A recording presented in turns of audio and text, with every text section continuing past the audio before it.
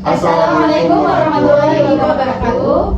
Kami dari kelompok 3 akan mempersembahkan tugas teknik-teknik konseling yang bertemakan sosiodrama dengan judul stres akademik. Happy watching! Assalamualaikum warahmatullahi wabarakatuh. Waalaikumsalam warahmatullahi wabarakatuh. Selamat pagi semuanya. Pagi, Kak. Gimana hari ini? Baik. Kesininya pada naik kendaraan apa? Motor. Oke. Sebelumnya perkenalkan, saya Sonia Fitrativa. Senang sekali kalian bisa hadir pada hari ini.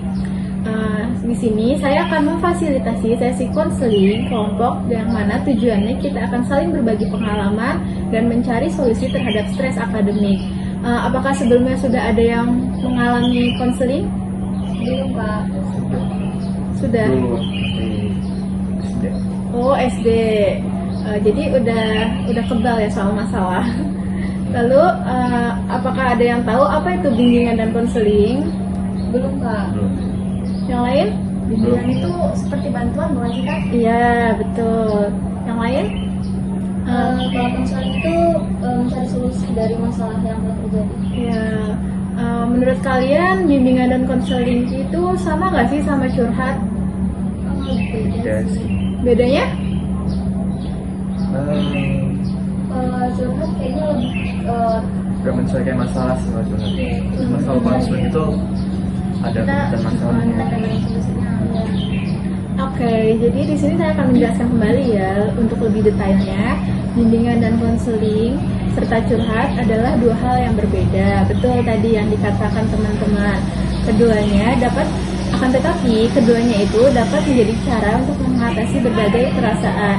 Bimbingan dan konseling adalah proses yang dilakukan oleh seseorang profesional yang terlatih seperti konselor atau psikolog dengan tujuan membantu individu mengatasi masalah dan mengembangkan kemampuan mereka. Curhat di sisi lain adalah kegiatan berbagi cerita, perasaan, dan masalah kepada orang lain seperti teman atau keluarga yang bertujuan untuk mendapatkan dukungan emosional serta bantuan dalam situasi tertentu. Tergantung masalahnya itu perlu dibantu atau tidak. Lalu perbedaan lebih detailnya, kalau bimbingan konseling itu bersifat sistematis dan terstruktur yang dilakukan oleh seseorang yang profesional. Tujuannya untuk membantu individu mengatasi masalah tadi, mengembangkan kemampuan seperti minat bakat, lalu mengatasi kesejahteraan mental. Sedangkan curhat, kegiatan ini bertujuan untuk berbagi cerita atau pengalaman. Tujuannya yaitu mendapatkan dukungan emosional, bantuan, atau sekedar berbagi beban. Lalu dalam bimbingan konseling itu ada yang dinamakan asas-asas. Apakah di sini ada yang udah tahu? belum, Pak.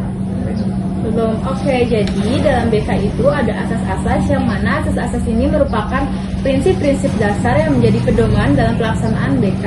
Asas-asas ini terdiri dari beberapa hal. Di antaranya yang pertama itu ada asas kerahasiaan yang mana asas ini bertujuan untuk menjaga kerahasiaan data dan informasi klien. Yang kedua itu ada asas kesukarelaan. Klien datang dan berpartisipasi seperti kita yang ada di sini itu memastikan merasa nyaman dan komitmen. Lalu yang ketiga itu ada asas keterbukaan yang mana klien dan konselor bersikap terbuka dan memberikan serta menerima informasi yang sukarela. Baik, sebelum kita memulai konseling, alangkah baiknya kita perkenalan terlebih dahulu. Siapa duluan? Halo semuanya. Hai. Sebelumnya izin memperkenalkan diri. Perkenalkan nama aku Mirmawati dari jurusan TGT. Sekarang lagi semester akhir. Lagi fokus ngerjain skripsi. Tapi jujur ya perasaannya tuh kayak kejar-kejaran gitu loh sama waktu dan ekspektasi orang tua. Oke, selanjutnya. Hai semuanya. Hai. Izin memperkenalkan diri. Nama saya Fatima Fatimami dari jurusan IPA. Saya ini aktif di beberapa organisasi kampus dan nggak tahu kenapa ya akhir ini tuh saya merasa kuliahnya kacau banget. Tugas numpuk, bener-bener kayak rasanya capek banget sekarang. Lalu setelah itu siapa lagi? Next. Saya izin memperkenalkan diri. Hai semuanya. Hai. Perkenalkan, nama saya Zahrolia Fadila. Saya merit beasiswa, dan akhir-akhir ini saya punya banyak banget tekanan untuk berprestasi Kak. Kayak saya takut banget prestasi saya turun, dan itu akan mempengaruhi beasiswa saya. Oke, yuk terakhir Masnya. Perkenalkan, nama saya Gede Batiar. Saya mahasiswa perantauan dari luar kota. Masalah saya itu susah banget nyesuaiin diri sama lingkungan gitu kan. Terus bikin nilai saya tuh turun gitu. Oh baik, terima kasih semuanya sudah mencoba untuk terbuka.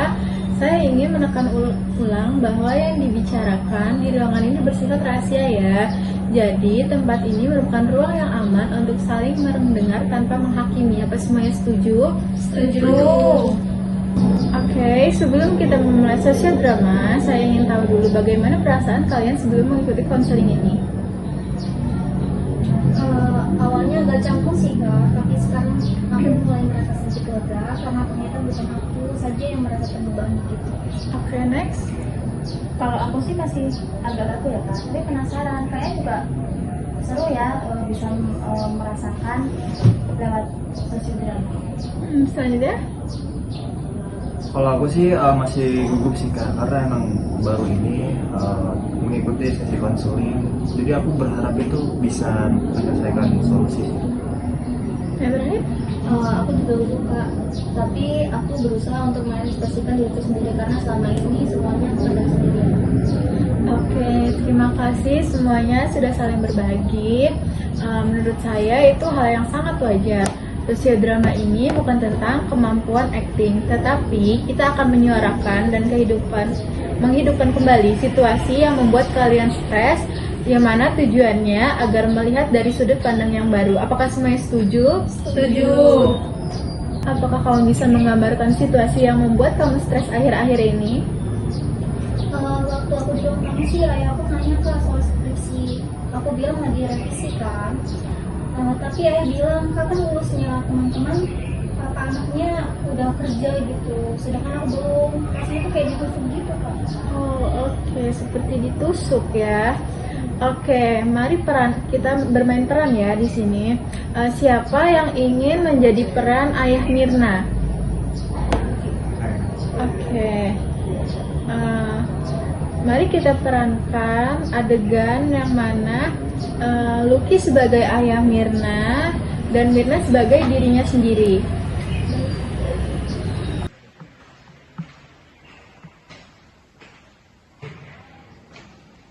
Mir, skripsi udah sampai mana? Lihat kok kamu tiap hari megang HP, megang laptop terus di kamar seharian. Aku lagi butuh waktu ya, tapi aku juga susah dan suka dihubungin. Waktu masih terus berjalan Mir. Ayah sama papa udah susah cari uang sekarang. Jadi apa yang harus lo lakukan sekarang? Iya ya, nanti aku secepatnya. Saat itu Mirna mulai menangis. Ia merasa sakit hati akan ucapan ayahnya barusan, namun ia sadar bahwa ayahnya sayang sama dia. Namun cara ayahnya salah dan Mirna merasa salah, lalu Mirna memberanikan diri untuk jujur dan tegas kepada ayahnya. Ya, aku ngerti ayah tuh khawatir, tapi aku butuh dukungan ya, bukan tekanan. Aku sudah berusaha keras, walaupun ayah tidak tahu. Mir, maafin ayah ya. Selama ini ayah selalu menekan kamu. Ayah minta maaf ya. Kak, apakah sekarang kamu mau membagikan situasi yang membuat kamu stres? Boleh Kak. Jadi, aku nih sering ditanya-tanya ke rapat organisasi, ada tugas kuliah aku dari Bengkalai. Pernah aku ditegur dosen karena keras pendidikan. Oke, jadi sekarang siapa di sini yang mau jadi dosennya Rika? Aku bisa Kak. Oke, boleh direka adegan? Baiklah semuanya, tugas yang kemarin sudah dikerjakan belum? Sudah, Miss. Oke, kalau gitu boleh dikumpulkan ya.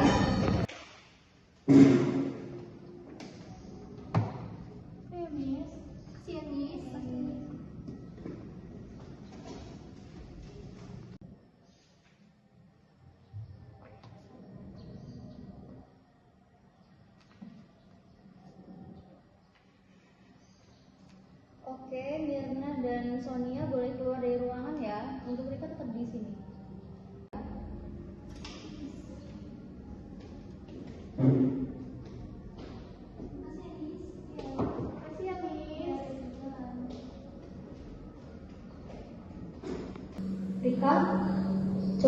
kesini sebentar, ambil kursi taruh di sini. Adik kak, ini sudah minggu ketiga, kenapa kamu baru ngomong minggu pertama? Lulus kedua dan ketiga kamu gimana? Selama ini kamu sibuk apa? Saya sibuk organisasi nih, saya jadi ketua panitia. Organisasi itu penting, tapi jangan sampai akademik kamu jadi korban. Kamu kuliah bukan untuk jadi aktivis saja. Miss, saya minta maaf. Saya sedang belajar untuk membagi waktu. Mulai dari sekarang, saya akan memperhatikan kepada saya lagi. Baiklah, saya menghargai usahamu. Silakan konsultasi kalau kamu butuh bantuan dan atur prioritas kamu ya. Lalu selanjutnya reka adegan, laki sebagai anak rantau yang stres akan tugas, kuliah yang semakin susah. Hai Ki, kamu dari di sini terus, kayak kelihatan capek. Iya, ini aku lagi ngerjain tugas, susah banget tugasnya. Ada yang dalam pikiran kamu? Ada sih, aku stres banget karena tugas tuh semakin susah, terus kayak capek aja gitu. Apalagi kamu jauh dari rumah ya? Iya. Iya Ki, aku ngerti jadi anak rantau itu emang gak gampang, jauh dari orang tua. Tapi kamu gak harus semuanya dipendam sendirian. Tapi aku kadang suka malu cerita. Gak apa-apa, kamu cerita itu tandanya kamu kuat. Kamu bisa kok cerita ke aku kalau kamu udah mau cerita. Makasih ya, ternyata kan cuma cukup satu orang doang yang bisa dengerin aku ngomong. Itu ternyata bisa bikin lebih baik. Iya Ki, sama-sama, semangat terus ya. Kalau gitu aku mau lanjut kelas dulu. Ya, hati-hati ya, aku mau keluar dulu. Siap. Ya. Baik, terima kasih semuanya. Kalian sudah sangat berani. Sebelum kita akhiri sesi ini, mari kita duduk sejenak, lalu tarik nafas dan pikirkan sesuatu yang positif yang akan kalian bawa setelah sesi konseling hari ini. Sekarang, silakan ungkapkan perasaan dan refleksi singkat kalian. Aku sih mulai jujur dan bahwa aku tuh nggak sendiri. Oke, selanjutnya, Tika. Kalau aku sih sadar aku punya batas. Organisasi itu penting, tapi akademik juga nggak bisa menjelaskan. Oke, baik, selanjutnya, Luki. Oh, aku sih Kak, ini aku sekarang sadar ternyata aku cuma butuh satu teman aja yang bisa menerima. Oke, yang terakhir, Zahra. Aku bisa gagal dan tetap layak untuk bangkit beasiswa, bukan salah satu jalan untuk penentu nilainya aku, Kak. Oke, saya sangat bangga sekali dengan argumen yang sudah kalian sampaikan. Untuk kedepannya, jangan pernah ragu untuk saling mendukung satu sama lain di luar sesi ini. Terima kasih sudah memberi kepercayaan kepada saya dan kejujuran kepada diri kalian masing-masing. Tepuk tangan untuk kita semua. Oke, mari kita akhiri sesi konseling ini dengan pembacaan hamdalah bersama-sama. Alhamdulillahirrahmanirrahim. Sekian dari saya, sampai bertemu di sesi konseling berikutnya. Saya akhiri, wassalamualaikum warahmatullahi wabarakatuh. Waalaikumsalam warahmatullahi wabarakatuh.